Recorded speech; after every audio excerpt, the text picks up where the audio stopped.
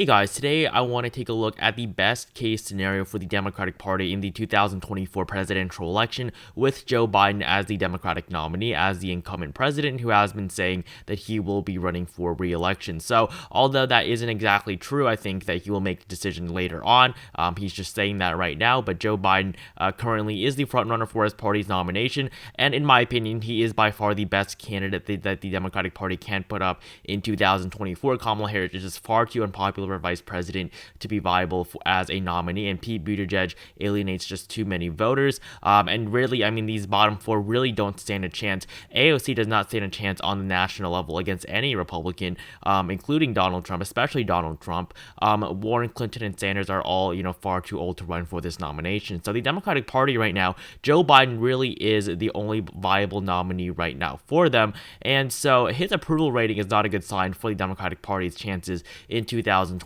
And what I mean by this, best case scenario is if Joe Biden is able to get his approval rating back up to where it was throughout most of his presidency so far, at around 53 to 54%. If you look at the 2012 presidential election, Barack Obama was able to do this. He was underwater at around 40, in the low 40s for much of his first term after, the initial peak where he had an approval rating of 65%. It did go up right before his re-election, and it did go down afterwards. But Barack Obama was able to bring his approval up right before the election. And today I want to take a look at the 2024 presidential election if Joe Biden is able to do the same before November of 2024. So I'm going to start off by filling in the solid states on this map. You'll see all the states on the West Coast that Joe Biden won by solid margins in all be solid. The states of Hawaii and Illinois as well, and most of the solid Democratic Eastern Seaboard states all going to be very blue for the incumbent president. So this will give Joe Biden a total of 181 electoral votes. I have also included the 1st Congressional District of Maine, and with redistricting, nothing really is going to change too much in Maine. In the state of Nebraska, the 2nd District will be a little bit harder for the Democratic Party to win, but not too significant of a change. I also have the state of Colorado as a solid Democratic state here for Joe Biden. He won it by 13.5% in 2020, running for re-election. He is expected to do better, and this is a trend within presidential politics that when you run for re-election as a president, as the incumbent, you typically do better if you do win your re-election. Otherwise, you lose. Barack Obama really was an anomaly. He did very, very well in 2008. This really was the last modern-day landslide that we've seen in a presidential election. In 2012, he, of course, did quite a bit worse than he did, not just in his electoral vote count. He also performed much worse in many states. If you look at 2008, a state like Michigan, Obama won by 16.5%. 2012, he only won by 9.5%. But if you go back to 1992, in the election of Bill Clinton, you'll see that he won by an even larger margin in many of these states in 1996.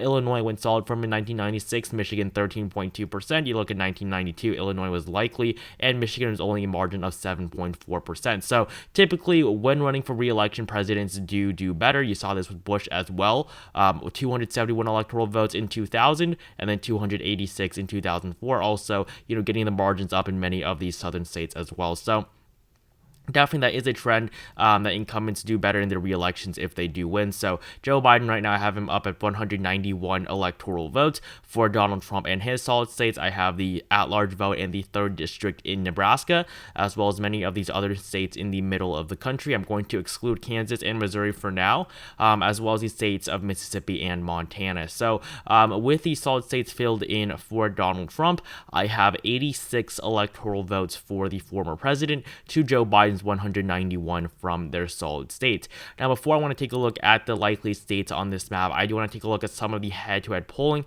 between Joe Biden and Donald Trump. So right now, this obviously is not going to occur. We're not going to really see a map of solid states like this in 2024 if the polls continue to stay like this. If you look at the beginning of Joe Biden's presidency, from the first polls that were conducted in April all the way up until August, Joe Biden was leading by pretty significant margins. However, after what happened in Afghanistan and Joe Biden's approval rating started to tank, as you can see here in the month of August, since the month of August began all the way until the United States took their troops finally out of Afghanistan at the end of the month. I mean, his approval rating went from 52% at the beginning of the month all the way down to 47, and it has continued to drop all the way down to the 42.9% where it is at today. So this approval rating is not going to be good for him in 2024 if it stays like this. Biden lost many polls to Trump, and in the most recent polls, Biden is losing most of them. However, it is very early on at this point, and a lot can happen, especially to Joe Biden's approval rating, like we saw with Barack Obama, George W. Bush, Bill Clinton as well. So looking at our map here again and looking at the likely states, I have quite a few for Donald Trump, starting off with the states of Montana, Kansas, Missouri, and Mississippi. These are all states I would typically categorize as solid for the Republican Party in many instances. However, I do think that in a re-election where Joe Biden is popular, I think that these margins will go just a little bit under 15%, and also the first district of Nebraska in here as well. So this puts Trump over 100 electoral votes, but also have the state of South Carolina and its 9 electoral votes voting for Donald Trump with a likely margin. I don't think it's going to go down to lean. Trump won this state by 14.7 points in 2000, 14.3 points in 2016, and in 2020 it was a margin of 11.7. So I think the margin is going to be somewhere around there again in 2024. Nothing too special in South Carolina, but in the state of Alaska, I have it as likely as well. It's 3 electoral votes. Donald Trump has not done too well in this state.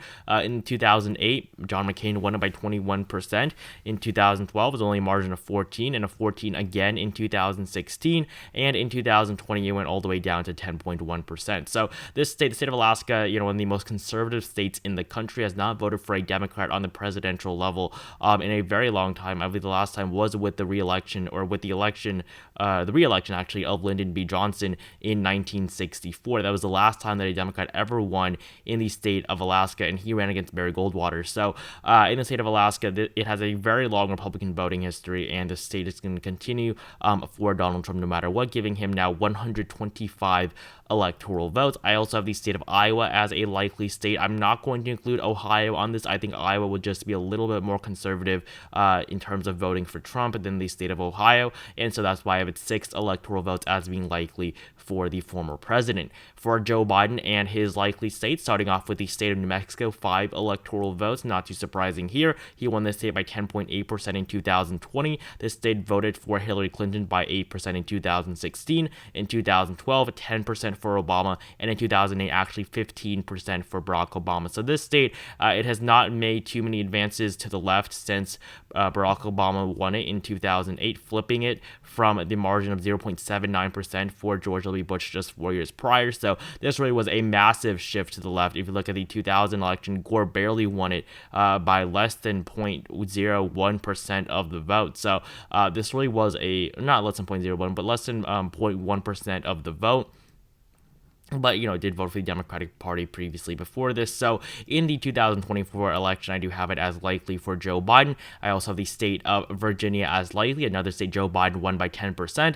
Although, yes, Glenn Youngkin did win the governorship there on the presidential level with Joe Biden against Donald Trump. It would be a lot harder for Trump to actually make too much of a dent on the Democratic Party's hold there in the state of Virginia. I also have the state of Minnesota and its 10 electoral votes. This state, of course, has the longest Democratic voting history of any state in the United States. Biden won by 7.1% in 2020, much larger than Clinton's margin of 1.5% in 2016, and comparable to Obama's 2012 margin of 7.7%, but not Obama's 2008 margin of 10.2%. So in the state of Minnesota, it's going to go for the Democratic Party. They have not been doing too well here. However, they have been able, recently to barely hold on to their wins in the state of Minnesota. I also have the state of New Hampshire in this category. Joe Biden won it by a very similar margin in 2020 of 7.4%, I believe, in the state of New Hampshire. This was another state Hillary Clinton barely won by just 0.4%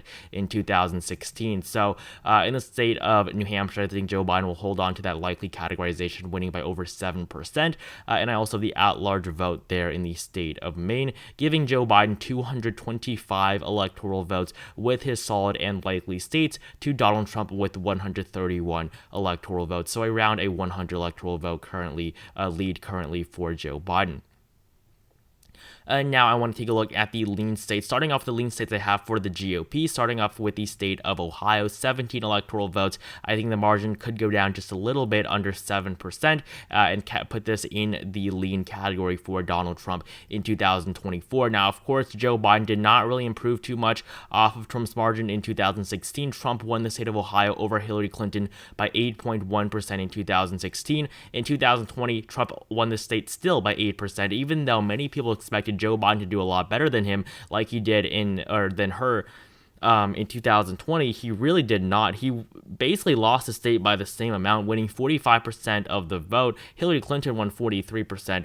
So Joe Biden did do a little bit better there. But of course, you did have Gary Johnson in the race in 2016. So in 2020, this was definitely a disappointing loss for the Democratic Party. They did not improve at all. I don't think they expected to win this state, but definitely not losing it by the same margin as they did 4 years previously. But in 2024, as the incumbent president, I think that Joe Biden can flip some more votes. In 2012, of course, this state was a Democratic state, and even more so in 2008, voting for Obama by 4.6%. So in the state of Ohio, I have it as lean for the Republican Party. I also have the state of Texas as lean, just like it was in the 2020 presidential election.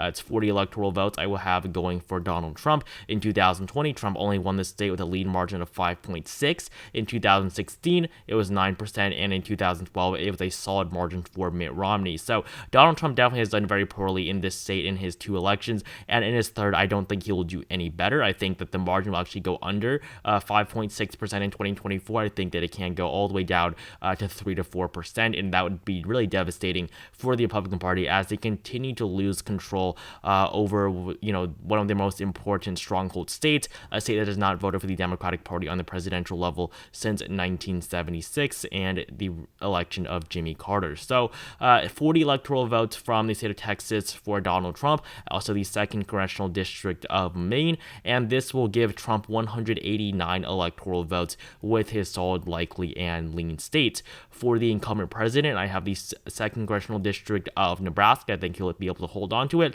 He won it by 6% in 2020, and in 2024, with the congressional lines redrawn a little bit, it will be a little bit harder for Joe Biden to hold on to it, so I don't think the margin will go up, but I don't think it'll go down too much to make it tilt, so I do still have it as lean for Joe Biden, putting him up 1 electoral vote. Now, in terms of lean states on this map, I have starting off with the state of Nevada, 6 electoral votes. Joe Biden, Clinton both won it, of course, by 2.4% in 2020 and 2016. This, was previously 6.7 for Obama in 2012 and 12.5 in 2008. But 2024, I think the margin will go up a little bit, but I don't think it will be anything too significant there in Nevada. However, I do think Joe Biden will be able to make advancements for the Democratic Party in the Rust Belt, winning Wisconsin, Michigan, and Pennsylvania all by lean margins. I think that all 3 of these states, in a best case scenario where Joe Biden is as popular as he was at the beginning of his presidential term, I do think that all 3 of these states can go for the incumbent president by over 2%. This is a historically Democratic area before Donald Trump won these 3 states in the election of 2016, where of course he flipped all of them in this upper Rust Belt region along the Blue Wall. The last time a Republican won these states was in 1988 with Michigan and Pennsylvania. And the last time that a Republican won Wisconsin before this was in the largest presidential landslide in American history, where Ronald Reagan won the state of Wisconsin and 525 electoral votes. So these 3 states before Trump really had not gone for the GOP ever, since the age of Reagan and, of course, Bush, his vice president. So in 2016, Trump flipped all 3 of these states, winning them all by margins of less than 1%. In 2020, Joe Biden won Pennsylvania by 1.2, 2.8 in Michigan, and 0.63 in Wisconsin. So I think that Joe Biden can, get these margins over 2% if he were to be as popular as he was previously. And so these are the lean states I have, and this gives Joe Biden, of course, 276 electoral votes, which means that he will win his re-election.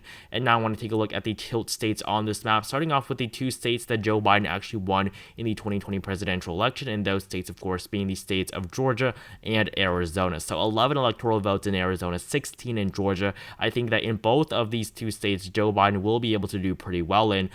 He won both of them in 2020, flipping them for the first time since 1992 for Georgia and 1996 for Arizona. So the last time a Democrat won in the state of Georgia was 1992, with Bill Clinton winning it by 0.6, and 1996 for Arizona with Clinton winning it by 2.2%.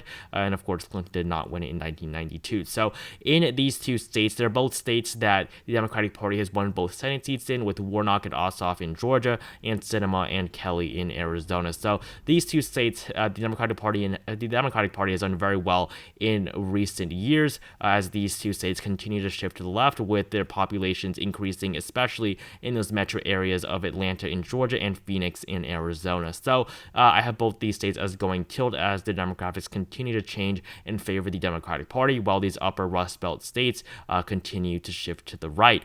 And the final two states on this map, North Carolina and Florida, I'm going to start off by giving Joe Biden the state of North Carolina and its 16 electoral votes. This was a state that the Democratic Party had not won since 2008, when Barack Obama won it for the first time since 1976. Jimmy Carter won it by 11%. That was the last time a Democrat would win this state since 2008, and since then, no Democrat has been able to win North Carolina. In 2020, Joe Biden came pretty close, losing it by just a little bit over 1%, but of course, he did not end up on top here. But I think that in this scenario, Joe Biden will be able to carry North Carolina and its 16 electoral votes. And finally, I have the state of Florida and its 30 electoral votes going for Joe Biden as well. This, of course, is a state that Donald Trump has done especially well in. In 2020, he won the state by 3.4%, larger than his 1.2% in 2016. So 1.2% against Clinton and all the way up to 3.4% against Biden. So I think that Joe Biden can definitely improve off of 2020 and actually flip this state back. This state is still a state that he can definitely win, although his results in 2020 are very disappointing. It is still recoverable for the Democratic Party here on the presidential level. This state has been very close for decades at this point on the presidential level. You have seen, certain presidents do much better. In 2012, Obama won it by 0.8. 2008, he won it by 2.8%, and Trump was still able to flip it in 2016. 2000, it was, of course, very close. 2004, Bush won the state by a whole 5 points, and Barack Obama still was able to win it in 2008. So I do think that with Joe Biden running for re-election in 2024, being as popular as he was, at the beginning of his presidential term, I do think that he will be able to win back the state of Florida and his 30 electoral votes for the Democratic Party. So this gives Joe Biden 349 electoral votes, Donald Trump at 189 electoral votes. So thank you guys so much for watching this video. Make sure you like it down below if you enjoyed it. Comment down below how well you think Joe Biden could do in a best case scenario against Donald Trump, if its approval were to go back up to how it was before. Subscribe to my channel if you haven't. Again, thank you guys so much for watching this video, and I will see you guys in the next one.